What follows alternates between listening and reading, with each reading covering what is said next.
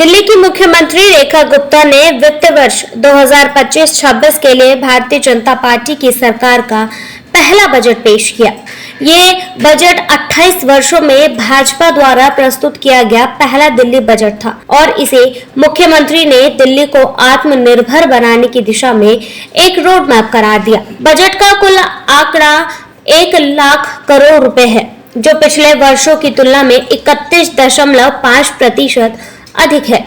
इस बजट में शिक्षा, बुनियादी ढांचे, महिला सशक्तिकरण, गरीबों के कल्याण और आर्थिक विकास पर विशेष ध्यान दिया गया है। शिक्षा क्षेत्र में बड़ा निवेश। रेखा गुप्ता सरकार ने शिक्षा के क्षेत्र में व्यापक सुधार की योजना बनाई है। इस बजट में सीएम श्री स्कूल्स की स्थापना और छात्रों को मुफ्त लैपटॉप देने की घोषणा की गई है। ये योजना छात्रों को डिजिटल युग के लिए तैयार करने में मदद करेगी। सीएम श्री स्कूल्स दिल्ली में नए उच्च स्तरीय स्कूल स्थापित किए जाएंगे, जिनमें आधुनिक सुविधाएं और गुणवत्तापूर्ण शिक्षा उपलब्ध कराई जाएगी। मुफ्त लैपटॉप योजना। छात्रों को डिजिटल शिक्षा से जोड़ने के लिए उन्हें मुफ्त लैपटॉप प्रदान किए जाएंगे। शिक्षक प्रशिक्षण कार्यक्रम। शिक्षकों को नई तकनीकों और पद्धतियों से अवगत कराने के लिए विशेष प्रशिक्षण कार्यक्रम आयोजित किए जाएंगे।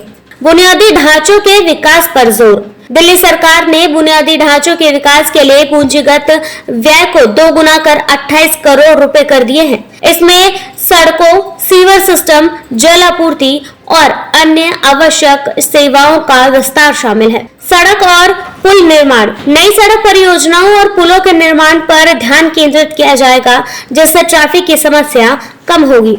जल और सीवर सिस्टम। दिल्ली में जल आपूर्ति और सीवर व्यवस्था को सुधारने के लिए बड़े पैमाने पर निवेश किया जाएगा। NCR connectivity. राष्ट्रीय राजधानी क्षेत्र यानी एनसीआर के साथ बेहतर कनेक्टिविटी के लिए 1000 करोड़ रुपए का प्रावधान किया गया है। गरीबों के लिए आवास योजना। मुख्यमंत्री रेखा गुप्ता ने बजट पेश करते हुए पूर्व मुख्यमंत्री अरविंद केजरीवाल पर निशाना साधा और कहा, आपने शीश महल बनाया, हम गरीबों के लिए घर बनाएंगे। नए आवासीय परियोजना। गरीबों के लिए सस्ते और किफायती घरों के निर्माण पर विशेष ध्यान दिया जाएगा। झुग्गी पुनर्निर्वास योजना। झुग्गी झोपड़ियों में रहने वाले लोगों को बेहतर आवास सुविधा उपलब्ध कराने के लिए पुनर्निर्वास योजना शुरू की जाएगी। सस्ती आवासीय परियोजनाएं। आर्थिक रूप से कमजोर वर्गों के लिए नए घर बनाए जाएंगे ताकि वो सम्मानजनक जीवन जी सके। महिला सशक्तिकरण और कल्याण योजनाएं। महिला सशक्तिकरण के लिए बजट में 5100 करोड़ रुपए का प्रावधान है। महिला समृद्धि योजना। महिलाओं को आर्थिक सहायता प्रदान करने के लिए ये योजना शुरू की जाएगी। स्वरोजगार योजनाएं। महिलाओं को आत्मनिर्भर बनाने के लिए विशेष स्वरोजगार योजनाओं की शुरुआत होगी।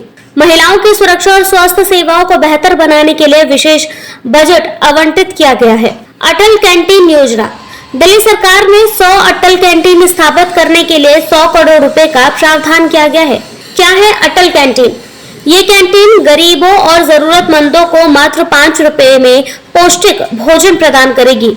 मॉडल। ये योजना तमिलनाडु की अम्मा कैंटीन और कर्नाटक की इंदिरा कैंटीन से प्रेरित है। लाभार्थी। ये विशेष रूप से मजदूरों, दिहाड़ी कामगारों और गरीबों नागरिकों को लाभान्वित करेगी। स्वास्थ्य सुविधाओं का विस्तार।